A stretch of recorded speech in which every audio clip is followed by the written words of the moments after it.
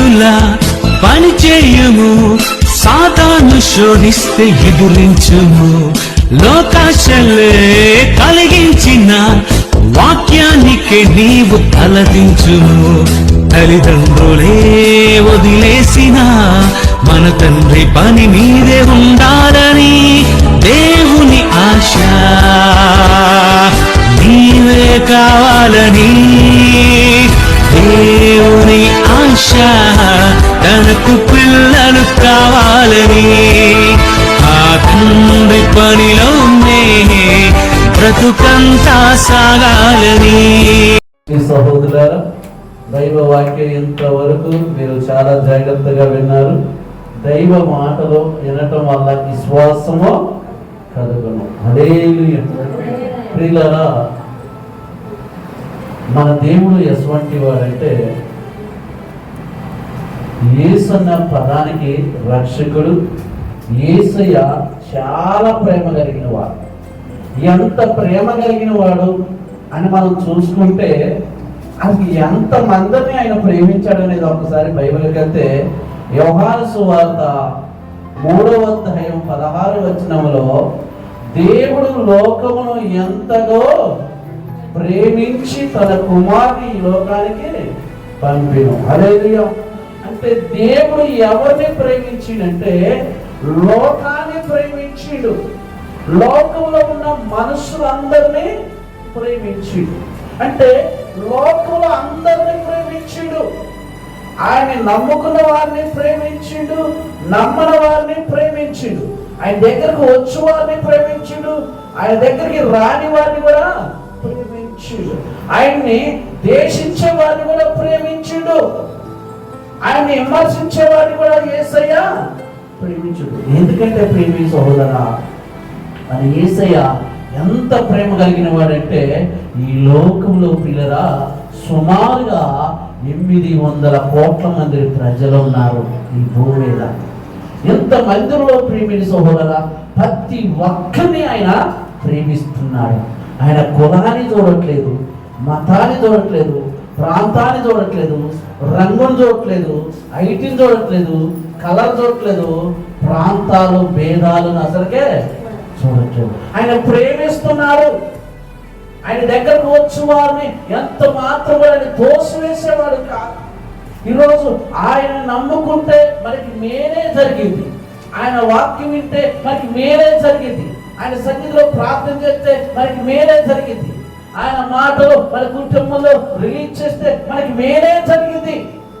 యేసయ్య మేలు చేసేవాడు, దేవుడు మేలు చేసేవాడు, కుటుంబానికి మేలు చేసేవాడు, పిల్లలకి మేలు చేసేవాడు. ఆయన మాటలు వింటున్న ప్రతి ఒక్కరు కూడా ఆయన మేలు చేసేవాడే కానీ కీడు చేసేవాడు ఆయన కాదు. ఎంత గొప్ప దేవుణ్ణి మనం ఈరోజు ఆరాధిస్తున్నామంటే మనం చాలా ధన్యులం అండి, చాలా ధన్యులం. దేవుడు ఏం చెప్తున్నాడంటే తప్పుని దిద్దుకోమంటున్నాడు. తాగితే నీ యొక్క ఎముకలు ఖరాబ్ అయితే, నీ యొక్క ఊపిరితిత్తులు ఖరాబ్ అయితే, నీ లివర్లు ఖరాబ్ అయితే, నీ కాజ్యాలు ఖరాబ్ అయితే, నీ గుండె కూడా ఖరాబ్ అయితే, ఈ తాగుడు వల్ల సరిగ్గా తిండి తినవు, సరిగ్గా పని చేయవు. తాగితే ఏమంటే కళ్ళు తిరుగుతాయి అంటావు, కొంతమంది అంటారు భూమి తిరుగుతుంది అంటాడు. అంటే వాడికి అంత పుల్లుగా ఎక్కిపోయింది. అందుకే దేవుడు అంటాడంటే నువ్వు తాగమాకు అంటాడు. అంటే నేను ప్రేమించి చెప్తున్న మాట. భార్య కూడా అప్పుడప్పుడు ఏమనేది, ఏమయ్యా తాగమాకు, పిల్లగాళ్ళు ఎదుగుతున్నారు, రూపాయి కూడబెట్టుకున్నా సంపాదించుకున్నా అంటే వాడదాకా నేను మగవాడిని, నేను చెప్పిందే. దేవుడు ప్రేమ ఏంటో తెలుసా, నువ్వు ఉండగానే నీ జీవితాన్ని సరి చేసుకోవాలంటున్నాడు, ఉండగానే నీ కుటుంబాన్ని సరి చేసుకుంటున్నాడు, ఉండగానే నీ పిల్లల్ని సరి చేసుకుంటున్నాడు. ఈరోజు ఎంతమంది ఈ వ్యసనాలకి బానిస అయిపోయిన వాళ్ళు, ఈ తాగుడికి కానీ ఈ సుట్ట తాగేవాళ్ళు, సిగరెట్ తాగేవారు, అమ్మర్ తాగేవారు, గంజాయి తాగేవారు, ఇలా అన్ని విధాలుగా అలవాట్లయ్యి వారు ఏమైనా ప్రయోజకులు అవుతున్నారా? వారికి ఏమైనా మంచి పేరు వస్తుందా? పొద్దాకలు పని చేస్తున్నావు, తీసుకురా ఖర్చు పెడుతున్నావు. పిల్లగాళ్ళు ఏమైనా తింటున్నారా? భార్య తింటున్నా? మంచి వాళ్ళు వండుకొని తినగలుగుతున్నారా? నువ్వే పని చేస్తున్నావు, సాయంత్రం కల్లా పని చేసిన డబ్బులు మొత్తం ఆ యొక్క పొట్టులో ఖర్చు పెట్టేస్తావు. ఏం ప్రయోజనము? నువ్వు చేసే పనికి ఏం ప్రయోజనం? అందుకని దేవుడు అన్నాడు, నువ్వు తాగమాకయ్యా. నువ్వు వ్యసనానికి బానిసగా మాకయ్యా. నీ కుటుంబం ఉంది, నీ పిల్లలు ఉన్నారు, భర్త ఉన్నాడు, భార్య ఉన్నాడు, రూపాయి సంపాదించుకోవాలి, రూపాయి కూడబెట్టుకోవాలి, అలవాట్లు మానుకోవాలి యేసయ్య చెబుతున్నారు. హల్లెలూయా. యేసయ్య చెప్పే ప్రతి మాట కూడా మన మంచికే. యేసయ్య చెప్పే ప్రతి మాట కూడా మనకి వేరే. దేవుడు లోకాన్ని ఎంతో ప్రేమించుడు. ఏమండి, మనం మాట చెప్తున్నాను, నేను బాగా ఏమండి సాదాగి, బీరు దాగి, కళ్ళు దాగి నా కాడికి వస్తే నేను ముళ్ళుకప్పోసన వస్తుందంటే నా కాడికి ఎవరైనా వస్తారండి? అప్పుడప్పుడు నీ మొఖం ఎప్పుడైనా అర్థంలో చూసుకున్నారా అంటాడు తాగతరికే, అంటే అంత చక్కగా ఉంది నా మొఖం. అలాగే కానీ ఈ మొఖాన్ని అందరూ వంకలు పెడతారు, ఈ జీవితాన్ని వంకలు పెడతారు, క్యారెక్టర్ని వంకలు పెడతారు. కానీ దేవుడు ఏం చేస్తాడు సార్? నీ క్యారెక్టర్ మారుస్తాడు. హల్లెలూయా. ఆయన వంకలు పెట్టేవాడు కాదు, ఆయన నిందించేవాడు కాదు, ఆయన గాయపరిచేవాడు కాదు, నిన్ను మాటి మాటికి టార్చర్ పెట్టేవాడు కాదు. అది ఏమంటాడంటే, అమ్మా నీ మనసు మార్చుకో, అమ్మా నీ అలవాట్లు మార్చుకో, అయ్యా నీ బుద్ధిని మార్చుకో, అయ్యా నీ స్వభావాన్ని మార్చుకో అంటే దేవుడు ఒక తండ్రిలాగా మనం చెప్తున్నాడు. దేవుడు మనకి తండ్రిలాగా చెప్తున్నాడు. ఆయన మార్గం మనం వినాలి. ఈరోజు ప్రార్థనకు వస్తే అదొక యేసు ప్రభుని మనం నమ్ముకోకూడదా? అది ఇండియా దేవుడు కాదు కదా, అది ఆ దేశపు దేవుడు కదా, ఈ దేశపు దేవుడు కదా, తెల్లోల దేవుడు కదా, ఎర్రోల దేవుడు కదా, నల్లోల దేవుడు కదా, గౌలోల దేవుడు కదా, బల్లోల దేవుడు కానీ మనం పేరు పెడతాం. ఆయన ఏమన్నాడు? ఆ లోకంలో ఉన్న అందరినీ ప్రేమిస్తానని ఆయన అంటున్నాడు. మనమే తీరొక కూరలో టమాటాలు కరేపాకు ఎలా వేస్తున్నాం, దేవుడు కూడా అలా పంచుకుంటాను ఊరుకోవాలి. ఆయన అందరినీ ప్రేమిస్తున్నాడు. హల్లెలూయా. ఈరోజు ఈ వాక్యం వింటున్నా నిన్ను కూడా దేవుడు ప్రేమిస్తున్నాడు. నువ్వు ఎన్ని తప్పులు చేసినా ఆయన క్షమిస్తున్నాడంటే నీకు మారడానికి అవకాశం ఇస్తున్నాడు, నీ జీవితాన్ని కట్టుకోవడానికి అవకాశం ఇస్తున్నాడు. దేవుడు లోకాన్ని ఎంతో ప్రేమించిన మనం ఇంట్లో నుంచి నిజం బయటకు వచ్చే కాలంటే అబద్ధం ఊరది తిరుగుతారు. ఈ అబద్ధాన్ని నమ్ముతారు, నిజాన్ని ఊరు నమ్మరు.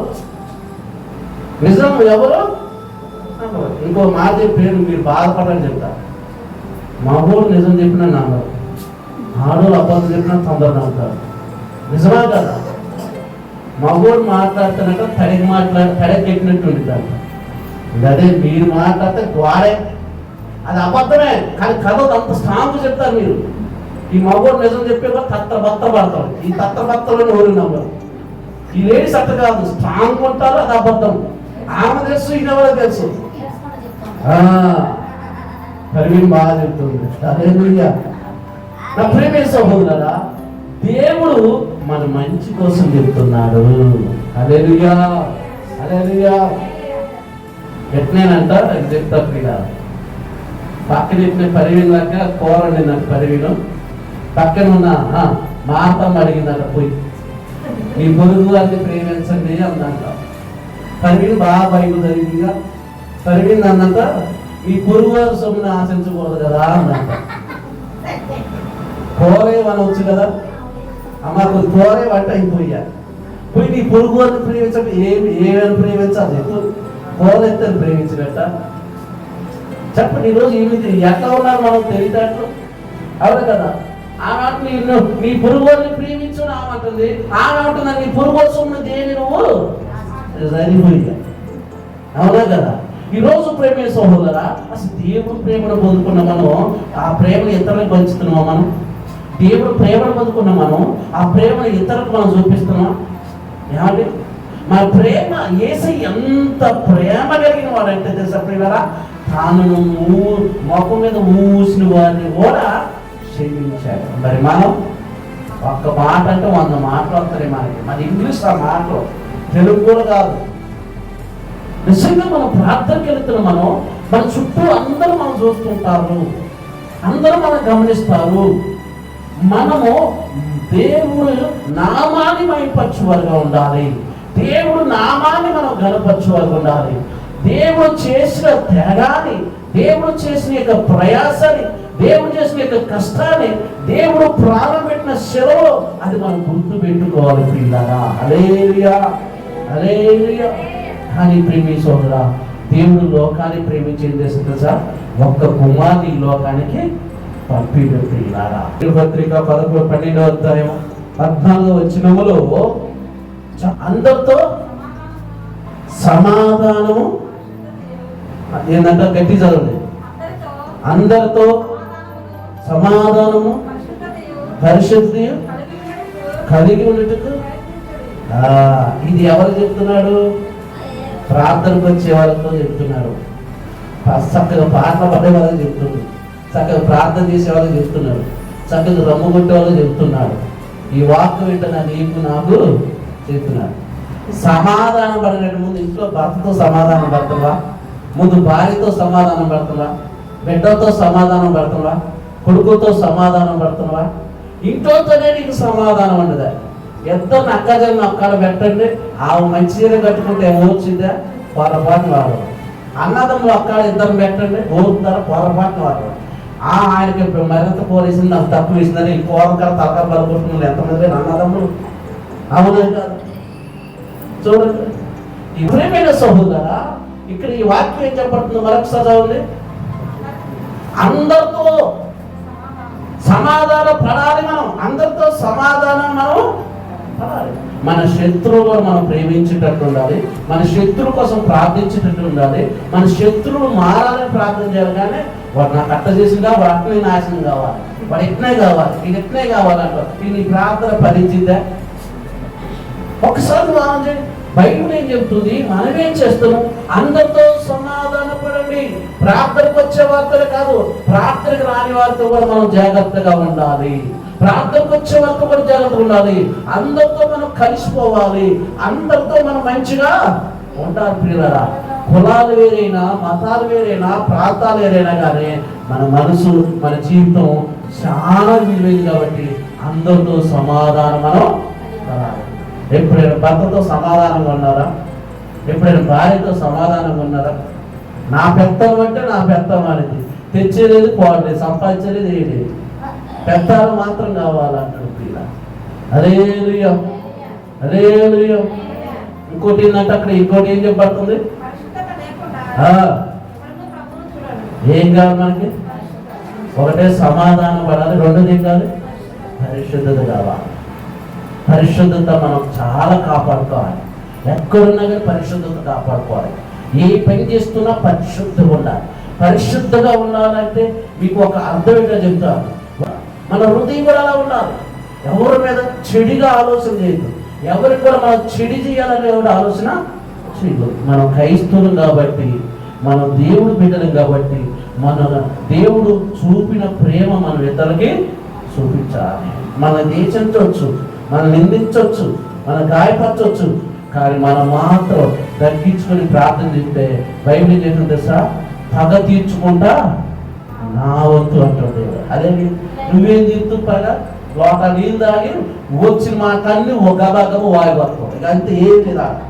ఆ ఇద్దరి మధ్యలో ఉన్న గాలికి అడ్డుపోతాయి, ఇటుపోతాయి.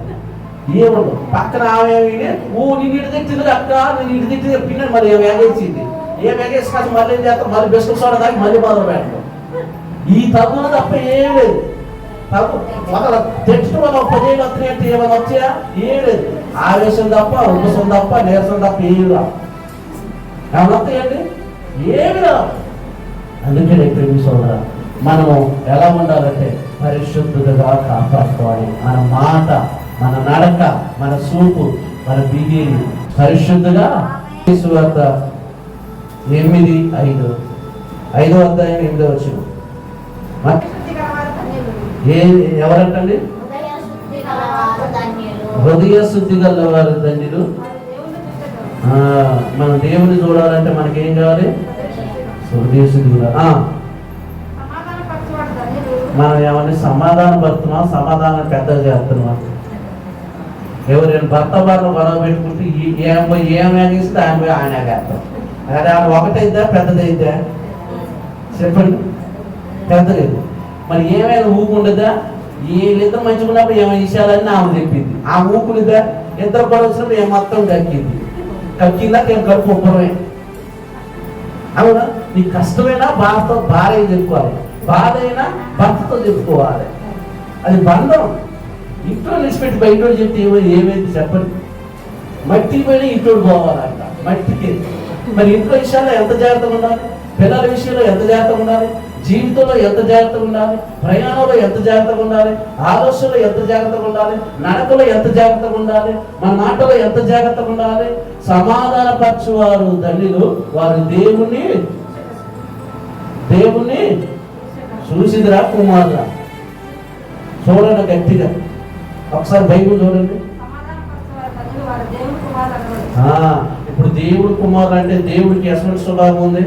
ప్రేమించే స్వభావం ఉంది, క్షమించే స్వభావం ఉంది, సహాయం చేసే స్వభావం ఉంది, స్వస్థపరిచే సమాధానం మనసు ఉంది, ప్రార్థించే మనసు దేవుడికి ఉన్నది. మరి మనకు కూడా అటువంటి మనసు మనం కూడా కలిగి ఉండాలి. ఎందుకంటే దేవుడి పిల్లలం కదా.